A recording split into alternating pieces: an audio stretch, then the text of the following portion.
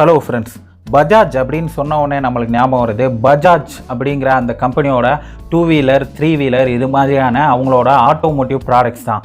India சுதந்திரம் வாங்குறதுக்கு முன்னாடி ஆரம்பிக்கப்பட்ட இந்த கம்பெனியான பஜாஜ் கம்பெனியில் இந்தியா மட்டும் இல்லாது பல உலக நாடுகளில் இவங்க பல்வேறு விதமான பிஸ்னஸ் பண்ணிக்கிட்டு இருக்காங்க. பஜாஜ் கம்பெனியில் face wash, face cream, soap, shampoo, hair oil, அது போக ஸ்போர்ட்ஸ் ஷூ இதெல்லாம் தயாரிக்கிறாங்க அப்படின்னு சொன்னால் அவங்களால நம்ப முடியுமா? இந்த ஒரு வீடியோவில் பஜாஜ் குரூப்பை பற்றின முழு இன்ஃபர்மேஷன், அவங்களோட ஸ்டோரியை பற்றி தான் பார்க்க போகிறோம். ஸோ மறக்காமல் இந்த வீடியோவை முழுசாக பாருங்கள். Welcome to local mafia Tamil. நான் உங்களில் ஒருவன் மனோஜ் சந்திரசேகர்.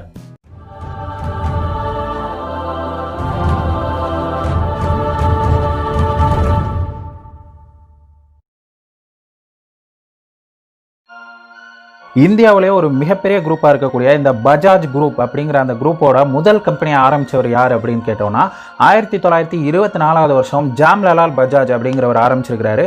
இந்த ஜாம்லால் பஜாஜ் அப்படிங்கிறவர் ஃப்ரீடம் ஃபைட்டில் மகாத்மா காந்தி கூட ரொம்ப க்ளோஸாக இருந்து அவரோட பங்களிப்பை கொடுத்துருக்காரு.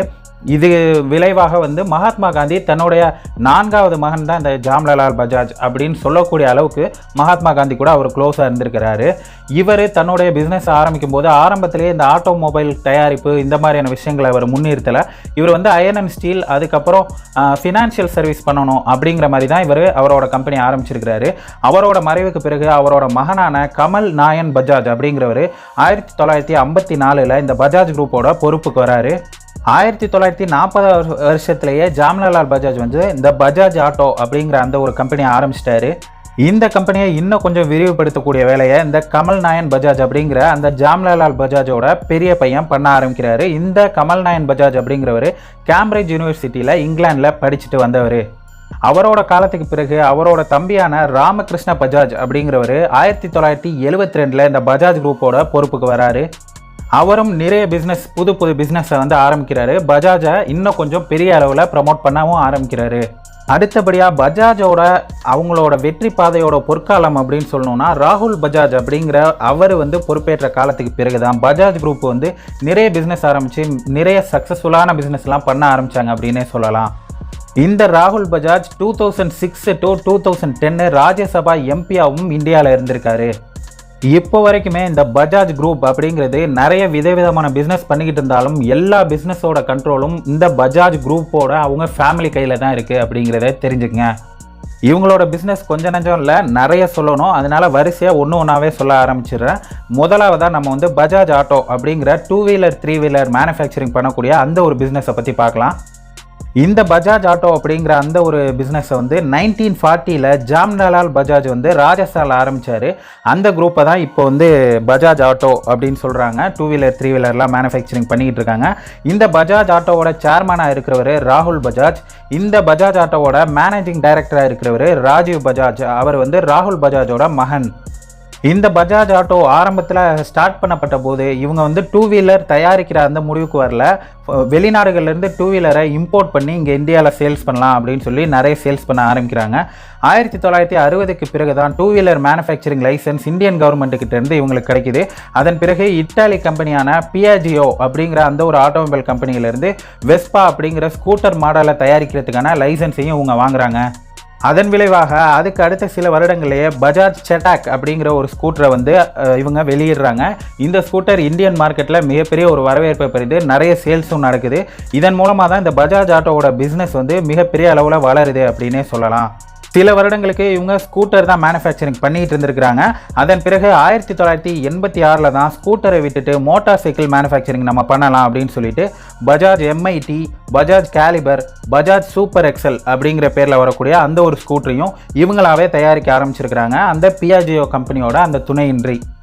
இது எல்லாமே ரொம்ப சக்ஸஸ்ஃபுல்லாக போகவே இந்த பஜாஜ் ஆட்டோ அப்படிங்கிற அந்த ஒரு ஆட்டோமொபைல் மேனுஃபேக்சரிங் கம்பெனி மிகப்பெரிய அளவில் வளருது. 2000வது வருஷம் இவங்களுக்கு பிரேக் த்ரூ கொடுக்கக்கூடிய வகையில் ஒரு ஸ்கூட்டர் இவங்க வெளியிடுறாங்க.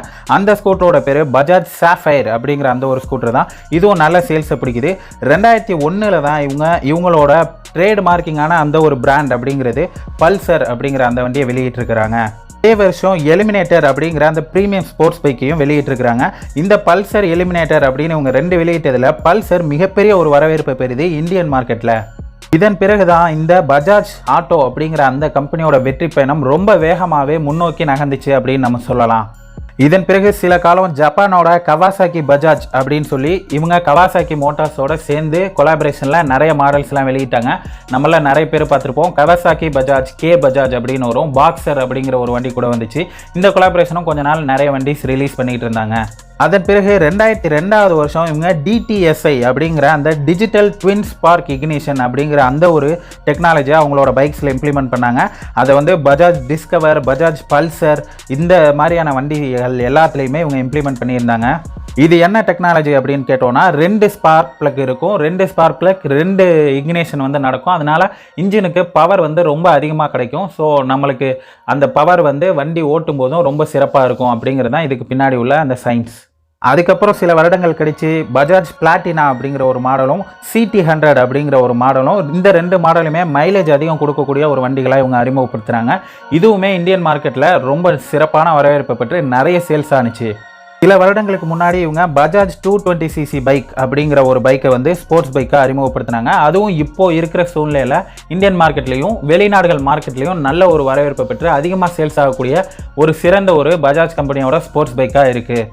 இவங்களுக்கு மேனுஃபேக்சரிங் பிளான்ட்ஸ் அப்படின்னு பார்த்தோம்னா மகாராஷ்டிராவில் 2 பிளான்ட் இருக்குது. உத்தரகாண்டில் பந்த் நகர் அப்படிங்கிற இடத்துல ஒரு பிளான்ட் இருக்குது. இவங்க ஆட்டோ ரிக்ஷாவும் தயாரிச்சுக்கிட்டு இருக்காங்க. அந்த ஆட்டோ ரிக்ஷா தயாரிக்கக்கூடிய அந்த ஃபேக்ட்ரியும் மகாராஷ்டிராவில் தான் இருக்குது. அது போக இந்தோனேஷியாலையும் கவாசாக்கி அப்படிங்கிற அந்த ஜாப்பனீஸ் கம்பெனியோட ஒரு பார்ட்னர்ஷிப்பில் ஒரு பிளான்ட் வந்து வச்சுருக்கிறாங்க. அது போக இவங்க லோ காஸ்ட்டில் கார்ஸு ரெனால்ட் அண்ட் நிசான் கம்பெனியோட கொலாபரேஷன் வச்சு பஜாஜ் குவேட் அப்படிங்கிற ஒரு 200cc காரை அறிமுகப்படுத்தினாங்க. லீகலாக இது வந்து ஒரு கார் அப்படின்னு சொல்லி வரையறுக்கப்படலை. இந்த காரை கமர்ஷியலாக ஆட்டோ ரிக்ஷாவுக்கு பதில் யூஸ் பண்ணிக்கலாம். தனிப்பட்ட ஒரு மனிதர் வந்து இதை வாங்கி ஒரு காரை யூஸ் பண்ண வேணாம் அப்படிங்கிற மாதிரி நம்ம இந்தியன் கோர்ட் வந்து அறிவுறுத்தியிருக்காங்க. கடைசியாக இப்போ 2019 வருஷம் யூலு பேட்டரி ஸ்கூட்டர் அப்படிங்கிற ஒரு ஸ்டார்ட் அப் கம்பெனி மேலே 57 கோடி ரூபாய் வந்து இந்த பஜாஜ் ஆட்டோ கம்பெனி இன்வெஸ்ட் பண்ணியிருக்காங்க. அதுக்காக இவங்க அந்த யூலு பேட்டரி ஸ்கூட்டருமே தயாரித்து கொடுத்துக்கிட்டு இருக்காங்க. இந்த பஜாஜ் ஆட்டோ அப்படிங்கிற அந்த கம்பெனி தான் உலகத்திலேயே 3வது பெரிய 2 வீலர் தயாரிக்கக்கூடிய கம்பெனியாக இருக்குது. இந்தியாவிலேயே 2வது பெரிய 2 வீலர் தயாரிக்கக்கூடிய கம்பெனியாக இருக்குது. வேர்ல்டுலேயே முதல் பெரிய 3 வீலர் தயாரிக்கக்கூடிய கம்பெனியாகவும் இந்த பஜாஜ் ஆட்டோ தான் இருக்குது. இவங்களோட வருட வருமானம் ஒரு வருடத்துக்கு 30,000 கோடி ரூபா அளவில் இருக்குது. இவங்க ஒரு வருடத்துக்கு 6.5 லட்சம் வெஹிக்கிள்ஸ் அளவுக்கு தயாரித்து இவங்க சேல்ஸ் பண்ணிக்கிட்டு இருக்காங்க. இவங்களோட சொத்து மதிப்பு 70,000 கோடி ரூபாய் அளவுக்கு இருக்குது. இப்போ நம்ம இவங்களோட அடுத்த பிஸ்னஸான பஜாஜ் எலக்ட்ரிக்கல்ஸ் அப்படிங்கிற அந்த ஒரு பிஸ்னஸ்க்குள்ளே போயிடலாம்.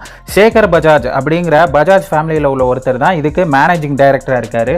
இந்த பஜாஜ் எலக்ட்ரிக்கல்ஸ் அப்படிங்கிற அந்த கம்பெனி கீழே இவங்க நிறைய ஹோம் அப்ளையன்சஸ் எல்லாமே தயாரித்து சேல்ஸ் பண்ணிக்கிட்டு இருக்காங்க. Mixer grinder, fan, microwave oven, electric rice cooker, iron box, water heater, stove, light, TV, washing machine, generator, இது மாதிரி நிறைய விஷயங்கள் இந்த பஜாஜ் எலக்ட்ரிக்கல்ஸ் அப்படிங்கிற அந்த கம்பெனி பேரில் இவங்க தயாரித்து வெளியிட்டுக்கிட்டு இருக்காங்க. அடுத்த பிஸ்னஸ் பஜாஜ் ஃபினான்ஸ். இவங்க ஃபினான்ஸ் பிஸ்னஸ்லேயும் இருக்காங்க. பஜாஜ் ஃபினான்ஸ் லிமிடெட் அப்படிங்கிற பேர்லையும் பஜாஜ் ஃபின்சர்வ் லிமிடெட் அப்படிங்கிற பேர்லையும் இவங்க கன்சியூமர் லோன்லாம் கொடுத்துக்கிட்டு இருக்காங்க. அது போக வெல்த் மேனேஜ்மெண்ட் அப்படின்னு சொல்லப்படுற இன்வெஸ்ட்மெண்ட் பிளாட்ஃபார்ம்லையும் இவங்க இருக்காங்க. இவங்க நிறைய ஃபிக்ஸ்டு டெபாசிட்டுமே ப்ரொவைட் பண்ணிகிட்டு இருக்காங்க. மியூச்சுவல் ஃபண்ட் இன்வெஸ்ட்மெண்ட்ஸும் இவங்க ப்ரொவைட் பண்ணிகிட்டு இருக்காங்க. அடுத்ததாக இன்சூரன்ஸ் பிஸ்னஸ்லேயும் இவங்க இருக்காங்க. பஜாஜ் அலையன்ஸ் அப்படிங்கிற பேரில் ஜென்ரல் இன்சூரன்ஸும் இவங்க ப்ரொவைட் பண்ணிகிட்டு இருக்காங்க. லைஃப் இன்சூரன்ஸுமே இவங்க பஜாஜ் அலையன்ஸ் அப்படிங்கிற பேரில் ப்ரொவைட் பண்ணிகிட்டு இருக்காங்க. FMCG கன்சியூமர் கேர் ப்ராடக்ட்ஸ்லையும் இந்த பஜாஜ் குரூப் இருக்காங்க. பஜாஜ் அப்படிங்கிற பேரில் ஹேர் ஆயில் வருது, ஸ்கின் கேர் ப்ராடக்ட் வருது, Bajaj hair oils, Bajaj red tooth powder அப்படிங்கிற பேரில் ஒரு டூத் பவுடருமே வருது, அல்மண்ட் ஆயில், இது மாதிரி நிறைய ஸ்கின் கேர் ப்ராடக்ட்ஸ் எல்லாமே இவங்க விற்றுக்கிட்டு இருக்காங்க. கடந்த 2013 வருஷம் நோ மார்க்ஸ் அப்படிங்கிற அந்த பிராண்டை வந்து இவங்க வாங்கினதன் மூலமாக நோ மார்க்ஸ் அப்படிங்கிற அந்த பிராண்டு பஜாஜ் கீழே இப்போது face cream, face wash, soap, shampoo இது எல்லாமே தயாரித்து சேல்ஸ் பண்ணிக்கிட்டு இருக்காங்க. Indian market as well as வெளிநாடுகள்லேயும் இந்த ப்ராடக்ட் வந்து சேல் ஆகிட்டு இருக்கு. அடுத்தபடியாக ஹெர்குலஸ் ஹாய்ஸ்ட் லிமிடெட் அப்படிங்கிற அந்த ஒரு கம்பெனியும் இந்த பஜாஜ் குரூப்பை சேர்ந்த கம்பெனி தான். INDEF அப்படிங்கிற பிராண்டில் வரக்கூடிய கிரேன், ஹாய்ஸ்ட், லிஃப்டிங் எக்யூப்மெண்ட்ஸ் இது எல்லாமே இந்த ஹெர்குலஸ் ஹாய்ஸ் லிமிடெட் அப்படிங்கிற அந்த பஜாஜ் குரூப்போட கம்பெனியோட தான் அப்படிங்கிறத தெரிஞ்சுக்கங்க.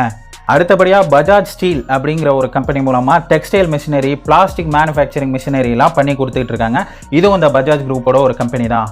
அடுத்தபடியாக முகுந்த் லிமிடெட் அப்படிங்கிற அந்த ஒரு ஸ்டீல் மேனுஃபேக்சரிங் கம்பெனியும் வச்சுருக்காங்க. இந்த முகுந்த் லிமிடெட் அப்படிங்கிற கம்பெனி லாகூரில் 1929 வருஷம் முகுந்த் லால் அப்படிங்கிறவரால் ஆரம்பிக்கப்பட்ட கம்பெனி தான். இந்த கம்பெனி ஆரம்பிக்கும் போது Mukund Iron and Steel Works அப்படிங்கிற பேரில் தான் இருந்திருக்கு. 1937 வருஷம் பஜாஜ் குரூப் இந்த கம்பெனியை வாங்கிடுறாங்க. வாங்கின பிறகு இவங்க மகாராஷ்டிராவுக்கு இங்கே மூவ் பண்ணுறாங்க. 1965 மும்பையில் தானே அப்படிங்கிற இடத்துல ஒரு பிளான்ட் கட்டுறாங்க. அதன் பிறகு தான் இவங்க Mukund Steel and Iron Works அப்படின்ற பேரை முகுந்த் லிமிடெட் அப்படின்னு மாற்றுறாங்க. இந்த Mukund Limited steel, alloy steel, rods, bars, raw material, crane தயாரிக்கக்கூடிய அந்த ரா மெட்டீரியல், மெஷினோட பார்ட்ஸ் தயாரித்து கொடுக்குறது, இந்த மாதிரியான அந்த பிஸ்னஸ் எல்லாமே பண்ணிகிட்டு இருக்காங்க. அடுத்தபடியாக பஜாஜ் ஹிந்துஸ்தான் லிமிடெட் அப்படிங்கிற ஒரு கம்பெனி மூலமாக இவங்க உத்தரப்பிரதேசத்தில் சுகர் மில் ஒன்று வச்சுருக்காங்க. இதுதான் ஆசியாவிலேயே மிகப்பெரிய சுகர் ப்ரொடக்ஷன் கம்பெனியாக இருக்குது. உலகத்திலேயே 4வது மிகப்பெரிய சுகர் ப்ரொடக்ஷன் கம்பெனியாகவும் இது இருக்குது. அடுத்தபடியாக ஸ்போர்ட்ஸ் அந்த இதுலேயும் இவங்க இருக்காங்க. நிவ்யா அப்படின்னு சொல்லப்படுற அந்த ஸ்போர்ட்ஸ் பிராண்ட் வந்து நம்ம பஜாஜ் குரூப்போடது தான். நிவ்யா அப்படிங்கிற அந்த பேரில் வரக்கூடிய ஃபுட்பால், பேஸ்கெட்பால், வாலிபால், ஃபுட்பால் பூட்டு, ஸ்போர்ட்ஸ் வியர், ஷூஸ், இது எல்லாமே இந்த பஜாஜ் குரூப்பில் இருக்கக்கூடிய நிவ்யா அப்படிங்கிற அந்த கம்பெனியோடது தான். நம்மளாம் நிறைய பேர் நினச்சிக்கிட்டு இருப்போம் நிவ்யா அப்படிங்கிறது ஃபாரின் பிராண்டுன்னு. ஃபாரின் பிராண்டும் நிவ்யா அப்படிங்கிற பேரில் இருக்குது. NIVEA அப்படிங்கிற பேரில் இருக்கக்கூடிய நிவ்யா அப்படிங்கிற பர்சனல் கேர் ப்ராடக்ட் எல்லாமே ஜெர்மன் கம்பெனி, அது வந்து ஃபாரின் கம்பெனி சேர்ந்தது. நம்ம பஜாஜ் குரூப்பில் இருக்கக்கூடிய நிவ்யா ஸ்போர்ட்ஸுக்கு ஸ்பெல்லிங் என்ன அப்படின்னு பார்த்தோம்னா NIVIA அப்படின்னு இருக்கக்கூடிய அந்த நிவ்யா தான் பஜாஜ் குரூப்புக்கு கீழே இருக்கக்கூடிய இந்தியன் பிராண்ட் அப்படிங்கிறத தெரிஞ்சுக்கங்க. இது மட்டும் இல்லாது இன்னும் நிறைய பிஸ்னஸ் இந்த பஜாஜ் குரூப் பண்ணிக்கிட்டு இருக்காங்க. நேரம் குறைவாக இருக்கிறதுனால நான் முக்கியமான பிஸ்னஸை மட்டும் சொல்லி இந்த வீடியோவை முடிச்சுக்கிறேன். இவ்வளோ பிஸ்னஸ் பண்ணிக்கிட்டு இருக்க பஜாஜ் குரூப்போட வருட வருமானம் ஒரு வருடத்துக்கு 4.5 லட்சம் கோடி அளவுக்கு இருக்குது. இந்த பஜாஜ் குரூப்லேயே சைஸ்லையும் ரெவென்யூலையும் மிகப்பெரிய நம்பர் 1 கம்பெனியாக பஜாஜ் ஆட்டோ அப்படிங்கிற அந்த ஆட்டோமொபைல் தயாரிக்கிற கம்பெனி தான் இருக்குது அப்படிங்கிறதையும் தெரிஞ்சுக்கங்க. ஓகே ஃப்ரெண்ட்ஸ், இவ்வளோ தான் இந்த பஜாஜ் குரூப்பை பற்றின இன்ஃபர்மேஷன். நீங்கள் ஒரு இந்திய தயாரிப்பையே வாங்கணும், இந்திய பொருட்களை வாங்கணும் அப்படிங்கிற நினைப்பில் இருந்தீங்கன்னா நீங்கள் கண்டிப்பாக இந்த பஜாஜ் குரூப்போட எந்த ப்ராடக்ட் வேணுமோ வாங்கலாம். ஸோ இந்த பஜாஜ் குரூப் அப்படிங்கிறது இந்தியாவிலேருந்து ஆரம்பிக்கப்பட்ட ஒரு கம்பெனி தான். உலக அளவில் மிகப்பெரிய அளவில் ஒரு பெயரை பெற்ற ஒரு கம்பெனியாகவும் இந்த பஜாஜ் அப்படிங்கிற அந்த கம்பெனி இருக்குது. இந்த ஒரு வீடியோ பற்றின உங்களோட கருத்துக்களை கமெண்ட்டில் சொல்லுங்கள். இந்த வீடியோ உங்களுக்கு பிடிச்சிருந்தா லைக் பண்ணுங்கள் அண்ட் உங்கள் ஃப்ரெண்ட்ஸோட ஷேர் பண்ணுங்கள். நான் அடுத்ததாக எந்த கம்பெனியை பற்றி பேசணும் அப்படின்னு நீங்கள் நினைக்கிறீங்களோ அதையும் கமெண்ட்டில் சொல்லுங்கள். அந்த கம்பெனியை பற்றின ஹிஸ்ட்ரி வீடியோவும் போட்டுடலாம். மீண்டும் இன்னொரு இன்ஃபர்மேட்டிவான வீடியோவோட உங்களை சந்திக்கிறேன். அது வரைக்கும் பாய் ஃப்ரம் உங்களில் ஒருவன் மனோஜ் சந்திரசேகர்.